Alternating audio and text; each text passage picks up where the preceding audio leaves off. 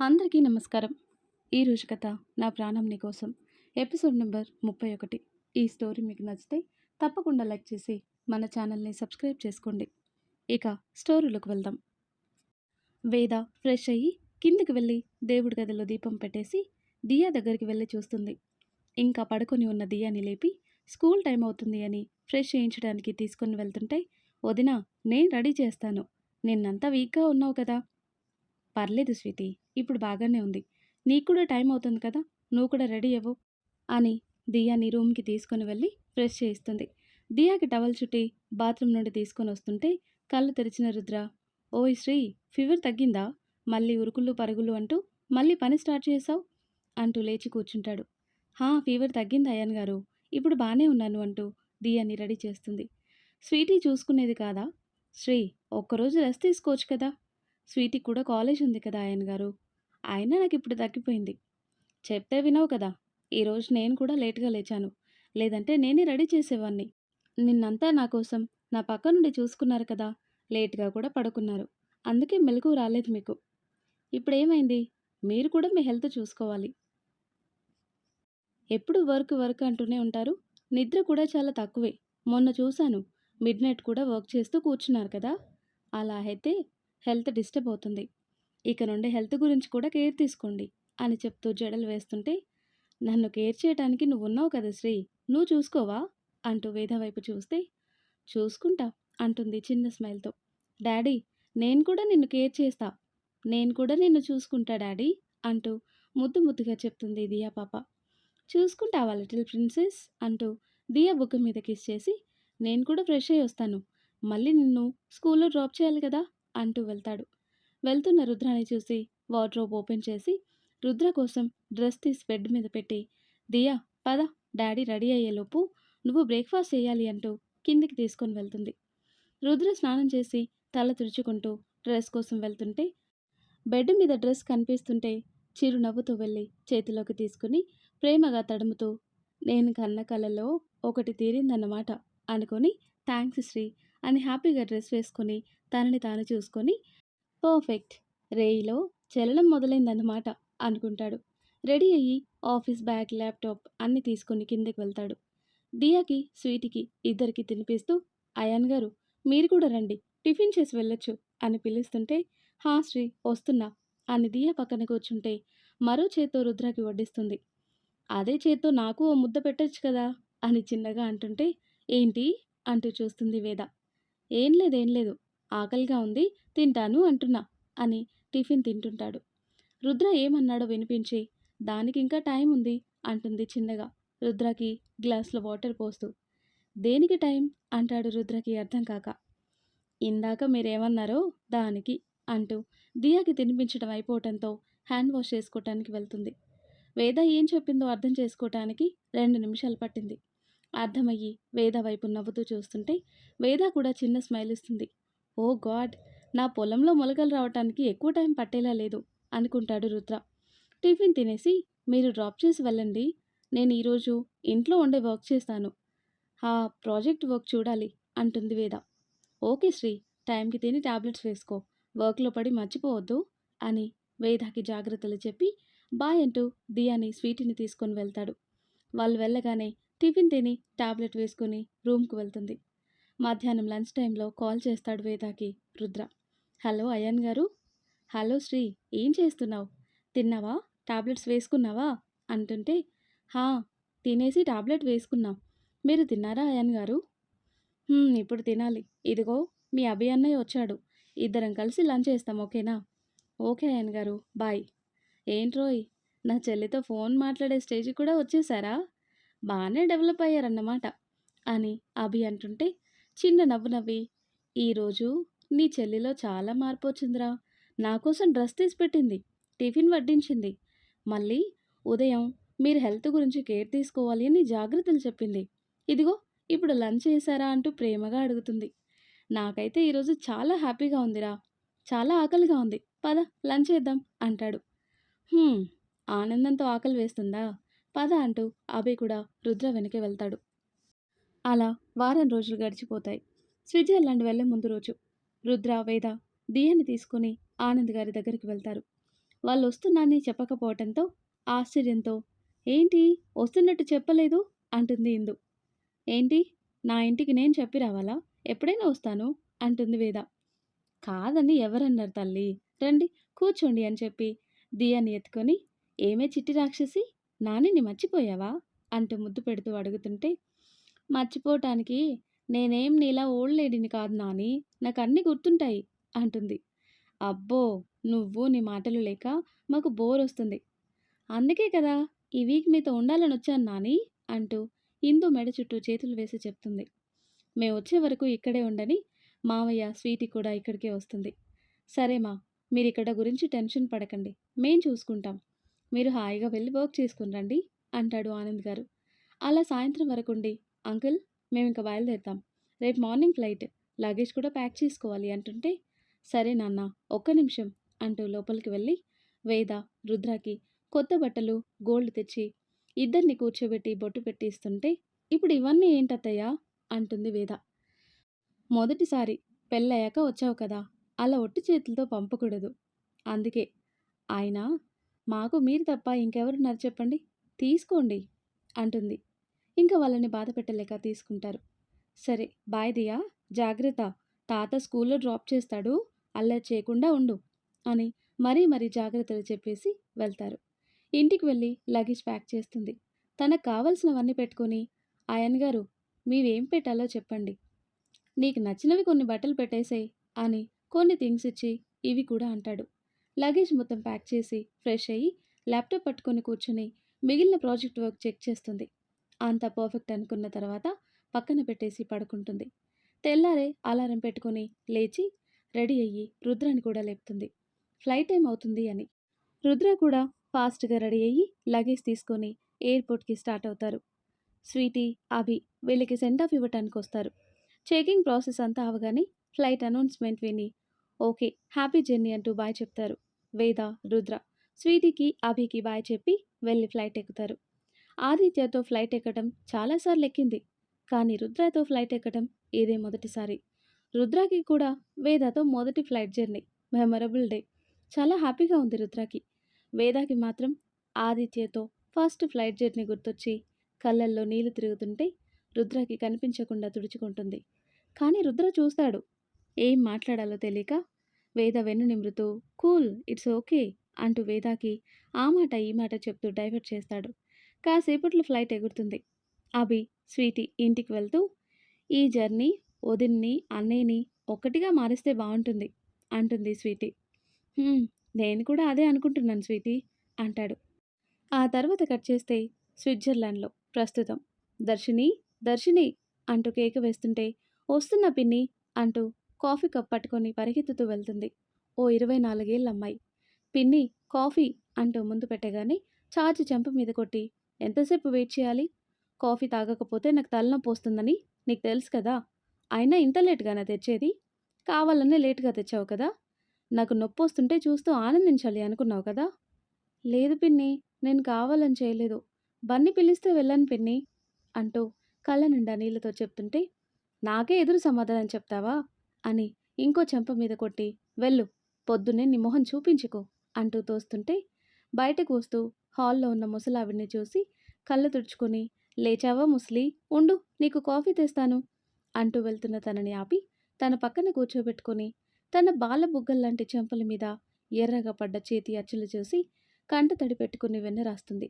"ఏంటి ముసలి, ఎందుకా కన్నీళ్ళిప్పుడు, ఏమైందని" అంటూ ఆవిడ కన్నీళ్లు తుడుస్తుంటే, "ఇంకా ఏం కావాలి, బంగారం లాంటి నిన్ను పట్టుకొని ఎన్ని మాటలు అంటుంది, చూడు ఎలా కందిపోయిందో" అంటూ బుగ్గ నిమురుతుంటే, "పరాయి వాళ్ళు కాదు కదా, పిన్నే కదా, అంటే అనిందిలే. అమ్మ అంటే బిడ్డకి ఏమవుతుంది చెప్పు.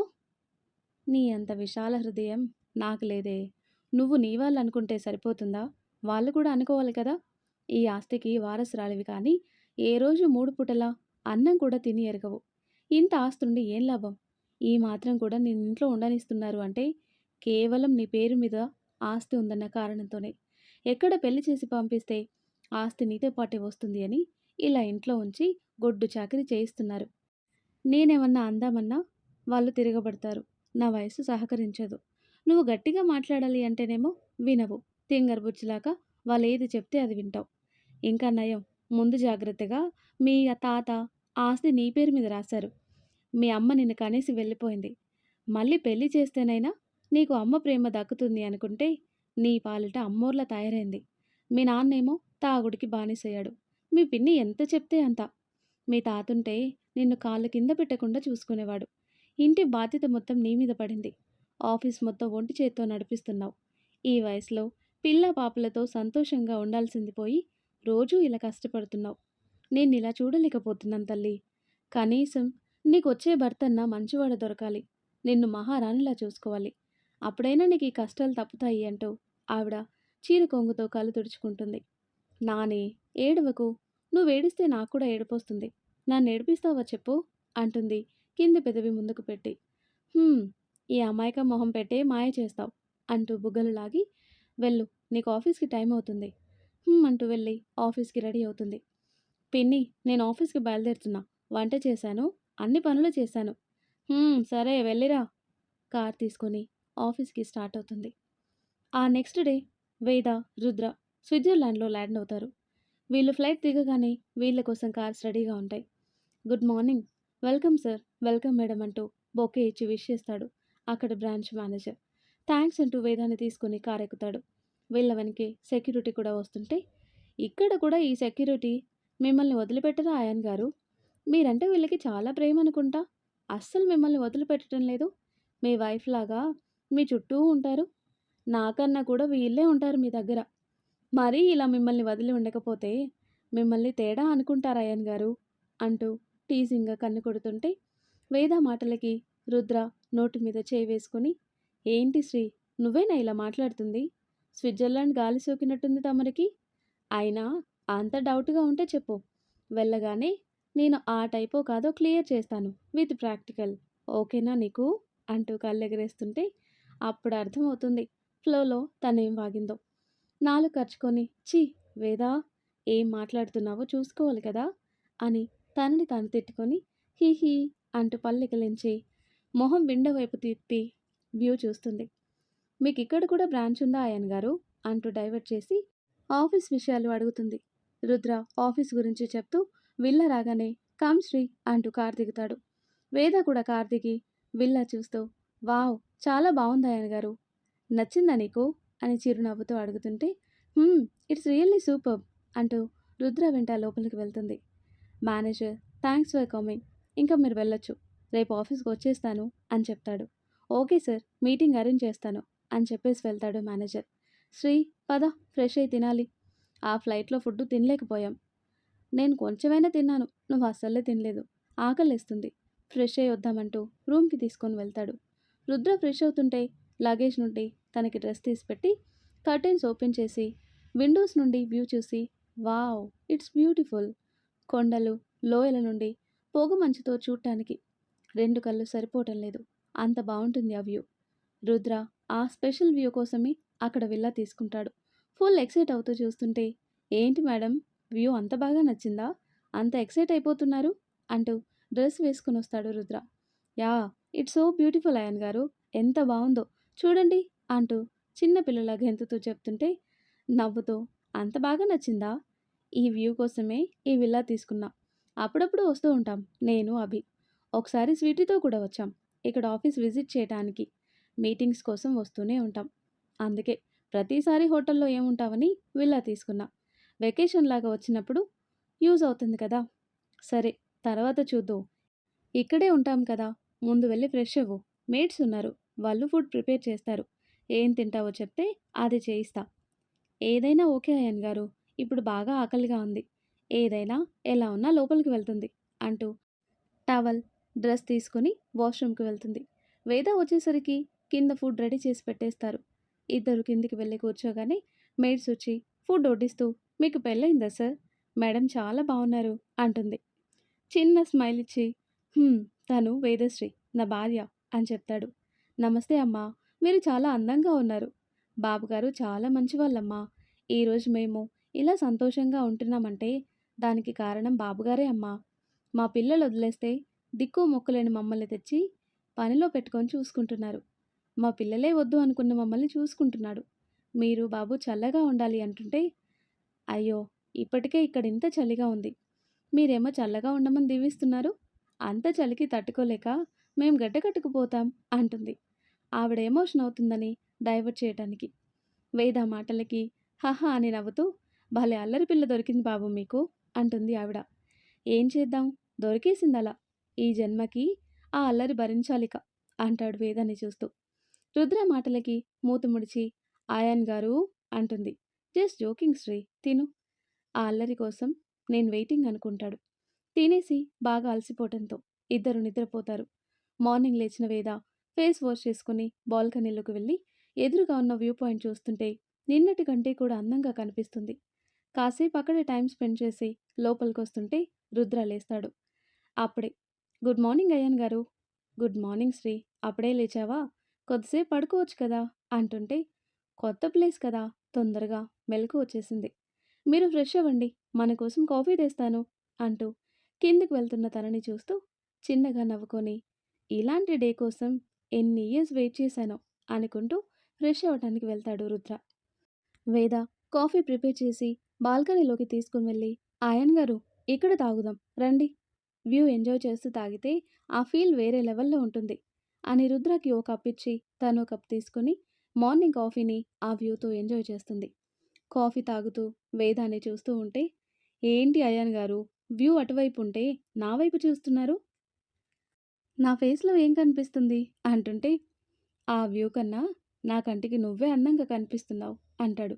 ఏంటి? హా! ఏం లేదు. ఈ మధ్య నీలో చాలా చేంజ్ వచ్చింది అంటున్నా అంటాడు వేదాన్ని చూస్తూ.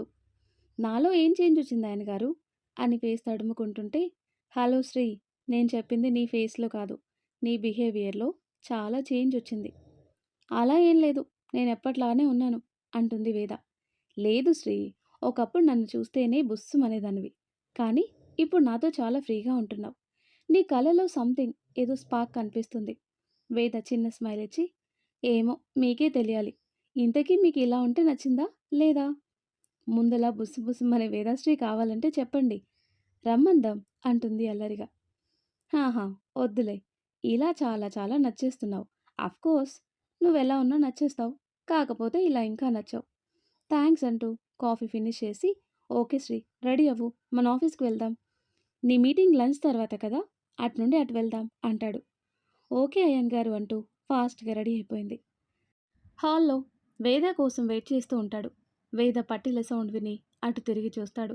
బ్లూ కలర్ లాంగ్ ఫ్రాక్ వేసి దాని మీద దుప్పట్టా, కళ్ళకి కాజల్, చిన్న స్టిక్కర్, లూజ్ హెయిర్, మెడలో షార్ట్ డైమండ్ బ్లాక్ బీడ్స్, ఒక చేతికి బ్రేస్లెట్, మరో చేతికి వాచ్. అలా వస్తుంటే చూపు తిప్పుకోలేకపోతాడు రుద్ర. నేను రెడీ, వెళ్దామా ఆయన గారు అన్న వేద పిలుపుకి తేరుకొని హా శ్రీ అంటూ ముందు కదులుతాడు. కమ్ అంటూ వేద కూర్చోటానికి డోర్ ఓపెన్ చేసి వేద కూర్చున్నాక డ్రైవింగ్ సీట్లోకి కూర్చొని కార్ స్టార్ట్ చేస్తాడు. డ్రైవ్ చేస్తున్నాడు కానీ చూపు మొత్తం వేద మీదే ఉంటుంది. ఓ గాడ్ శ్రీ, ఈరోజు నా హార్ట్ నా మాట వినటం లేదు. ఇప్పుడే నిన్ను కిస్ చేయమని గోలగోల చేస్తుంది అనుకుంటూ వేద చెప్పే మాటలు వింటూ మైండ్ డైవర్ట్ చేయడానికి ట్రై చేస్తాడు.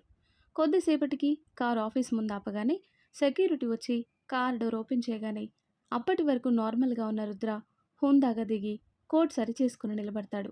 వేద కూడా కార్ దిగి రుద్ర పక్కన నిలబడి ఆఫీస్ బయట కనిపిస్తున్న రుద్వేద్ సొల్యూషన్స్ అన్న నేమ్ బోర్డుని చూస్తుంటే, good morning sir. Good morning madam. Welcome.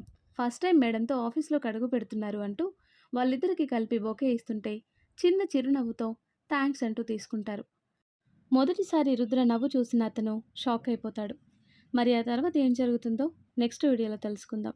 ఎంతో ఇంట్రెస్టింగ్గా ఉండే ఈ స్టోరీ నెక్స్ట్ పార్ట్స్ కోసం ఈ వీడియో లైక్ చేసి మన ఛానల్ని తప్పకుండా సబ్స్క్రైబ్ చేయండి. Thanks for watching.